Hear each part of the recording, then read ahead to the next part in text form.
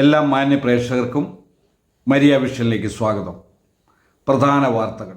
വൈദിക സമ്മേളന തീരുമാനങ്ങൾ സ്വാഗതം ചെയ്തു അൽമായ മുന്നേറ്റം.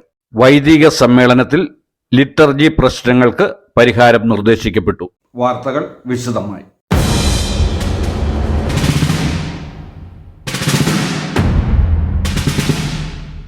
കൊച്ചി കല്ലൂർ റിന്യൂവൽ സെന്ററിൽ നടന്ന എറണാകുളം അതിരൂപത വൈദിക സമ്മേളന തീരുമാനങ്ങൾ അൽമായ മുന്നേറ്റം അതിരൂപത സമിതി സ്വാഗതം ചെയ്തു. വൈദിക സമ്മേളനത്തിൽ എറണാകുളം അതിരൂപതയിൽ നിലനിൽക്കുന്ന പ്രശ്നങ്ങളിലും വിശുദ്ധ കുർബാന അർപ്പണ രീതിയുമായി ബന്ധപ്പെട്ട വിഷയത്തിലും major archbishop Mar Raphael തട്ടിലും അദ്ദേഹത്തിന്റെ വികാരി മാർ ജോസഫ് പാംബ്ലാനിയും അവതരിപ്പിച്ച സമവായ നിർദ്ദേശങ്ങൾ അൽമായ മുന്നേറ്റം ഇടവക പ്രതിനിധി സംഗമം സ്വാഗതം ചെയ്തു. നിലവിലുള്ള കൂരിയായ പിൻവലിക്കും, വൈദികർക്ക് എതിരെയുള്ള നടപടികൾ പിൻവലിക്കും, നവവൈദികർക്കും ജനാഭിമുഖ കുർബാന അർപ്പിക്കാൻ അനുവാദം, നിയമവിരുദ്ധമായി മാർ ബോസ്കോ നിയമിച്ച അഡ്മിനിസ്ട്രേറ്റർമാരെ പിൻവലിക്കും, ജനാഭിമുഖ കുർബാന നിയമവിധേയമാക്കും തുടങ്ങിയ തീരുമാനങ്ങൾ സമവായത്തിന്റെ ഭാഗമായി അംഗീകരിച്ചതായി അറിയുന്നു.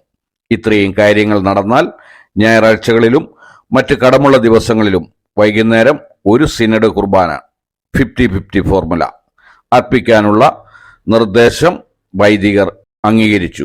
നിലവിൽ കേസുകൾ ഉള്ളിടത്ത് കേസുകൾ പിൻവലിച്ചാൽ മാത്രമേ സിനഡ് കുർബാന നടത്താവൂ എന്നും തീരുമാനമായിട്ടുണ്ട്. വൈദിക സമ്മേളനത്തിന് major archbishop Mar Raphael തട്ടിലും മാർ ജോസഫ് പാംബ്ലാനിയും നേതൃത്വം നൽകി. എറണാകുളം അതിരൂപതയിലെ നാട്ടിലുള്ള എത്തിച്ചേരാൻ കഴിയുന്ന മുഴുവൻ വൈദികരും പങ്കെടുത്തു. ചൂടേറിയ ചർച്ചകൾക്ക് ശേഷമാണ് പല കാര്യങ്ങൾക്കും തീരുമാനമായതെന്ന് അറിയുന്നു. വൈദികർക്ക് പൂർണ്ണ പിന്തുണയുമായി അൽമായ മുന്നേറ്റം ഇടവക പ്രതിനിധികൾ പാലാരിവട്ടം സെന്റ് മാർട്ടിൻ പള്ളിയിൽ യോഗം ചേർന്നു. യോഗത്തിൽ വിവിധ ഇടവകളിൽ നിന്നുള്ള 1000-ലധികം പ്രതിനിധികൾ പങ്കെടുത്തു. റിജു കാഞ്ഞൂക്കാരൻ വാക്താവ്, അൽമായ മുന്നേറ്റം എറണാകുളം അതിരൂപത. എറണാകുളം അങ്കമാലി അതിരൂപതയിലെ ലിറ്റർജി പ്രശ്നങ്ങൾക്ക് പരിഹാരം തേടി സീറോ മലബാർ സഭയുടെ മേജർ ആർച്ച് ബിഷപ്പ് റാഫേൽ തട്ടിലിന്റെ അധ്യക്ഷതയിലും അദ്ദേഹത്തിന്റെ വികാരി മാർ ജോസഫ് പാംബ്ലാനിയുടെ സാന്നിധ്യത്തിലും നടന്ന വൈദിക സമ്മേളനം വളരെ ഫലപ്രദവും ക്രിയാത്മകവുമായിരുന്നു. 2025 ജൂലൈ 3 ദുക്രാന തിരുനാളിനോടനുബന്ധിച്ച് ഇറക്കുന്ന സർക്കുലറിൽ പരിഹാരത്തിനുള്ള വിശദാംശങ്ങൾ പ്രസിദ്ധീകരിക്കുന്നതാണെന്ന് വൈദിക സമിതി സെക്രട്ടറി ഫാദർ കുര്യാക്കോസ് മുണ്ടാടൻ യോഗത്തിന് ശേഷം പറഞ്ഞു. കലൂർ റിന്യൂവൽ സെന്ററിൽ നടന്ന വൈദിക സമ്മേളനത്തിൽ 315 വൈദികർ പങ്കെടുത്തു. റിന്യൂവൽ സെന്ററിന്റെ ഡയറക്ടർ ഹൈക്കോടതിയെ സമീപിച്ച് നേടിയ പോലീസ് പ്രൊട്ടക്ഷനോട് കൂടിയാണ് വൈദിക സമ്മേളനം നടന്നത്. അധ്യക്ഷ പ്രസംഗത്തിൽ മാർ റാഫേൽ തട്ടിൽ മെത്രാപ്പോലിത്ത സീറോ മലബാർ സഭയിൽ എറണാകുളം അങ്കമാലി അതിരൂപതയ്ക്കുള്ള പ്രാധാന്യം എടുത്തു പറഞ്ഞുകൊണ്ടാണ് ഇപ്പോഴുള്ള പ്രശ്നങ്ങൾക്ക് ഒരു പരിഹാരം ഉണ്ടാകേണ്ടതിന്റെ ആവശ്യകതയെക്കുറിച്ച് വൈദികരോട് പറഞ്ഞത്.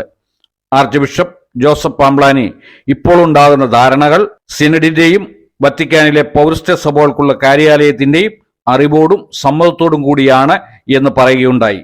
രാവിലെ 10:30 മുതൽ വൈകുന്നേരം 5 മണി വരെ ചർച്ചകൾ നടന്നു.